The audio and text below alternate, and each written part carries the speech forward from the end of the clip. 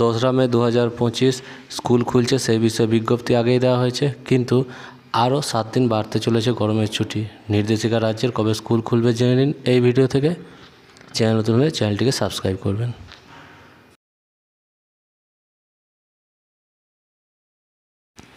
তীব্র গরমে এখনই স্কুল শুরু হচ্ছে না। রাজ্য জুড়ে চলা প্রচণ্ড দাবদাহের মাঝে ছাত্রছাত্রীদের কথা মাথায় রেখে বড় সিদ্ধান্ত নিচ্ছে রাজ্য সরকার। এখনই স্কুল খোলা সম্ভব নয়, বরং আরও 7 দিন গরমের ছুটি মিলবে, এরকমই ইঙ্গিত মিলেছে প্রশাসনিক মহল থেকে। ছুটি ঘোষণা হয়েছিল, তবে 2রা জুন স্কুল খোলার কথা থাকলেও রাজ্যে যে হারে তাপমাত্রা বাড়ছে তাতে শিক্ষা দপ্তর এবং নবান্ন ফের ছুটি বাড়ানোর পরিকল্পনা করেছে। কারণ এই তীব্র গরমে শিশুদের স্কুলে পাঠানোর মানেই স্বাস্থ্যের ঝুঁকি।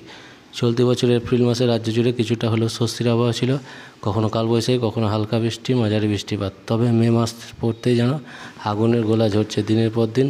কলকাতা, মালদা, বাঁকুড়া 40 ডিগ্রি সেলসিয়াস যেন রেহাই নেই। তবে আবহাওয়া দপ্তর সূত্রের খবর, জুন মাসের প্রথমেই বাংলায় বর্ষা দেখা দিতে পারে।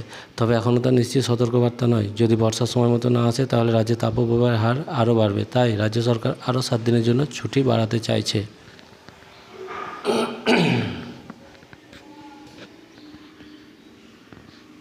এক সূত্র মারফত জানা গেছে, স্কুল শিক্ষা দপ্তর ইতিমধ্যে পরিস্থিতি পর্যবেক্ষণ করেছে, আর স্বাস্থ্য দপ্তর পরামর্শ আগামী সপ্তাহে সিদ্ধান্ত নেওয়া হবে বলেই জানানো হয়েছে। শিশুদের স্বাস্থ্যের কথা মাথায় রেখে এই সিদ্ধান্ত নেওয়া হয়েছে, এমনটাই মনে করছে সবাই।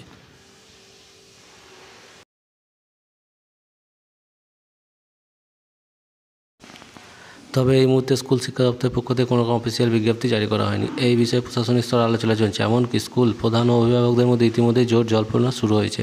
আর এই অস্বাভাবিক গরমে একদিকে যেমন সাধারণ মানুষের নাভিশ্বাস হয়ে উঠেছে, তেমনি শিশুরা বাইরে বেরোলে তাদের স্বাস্থ্যের উপর নেতিবাচক প্রভাব পড়বে বলেই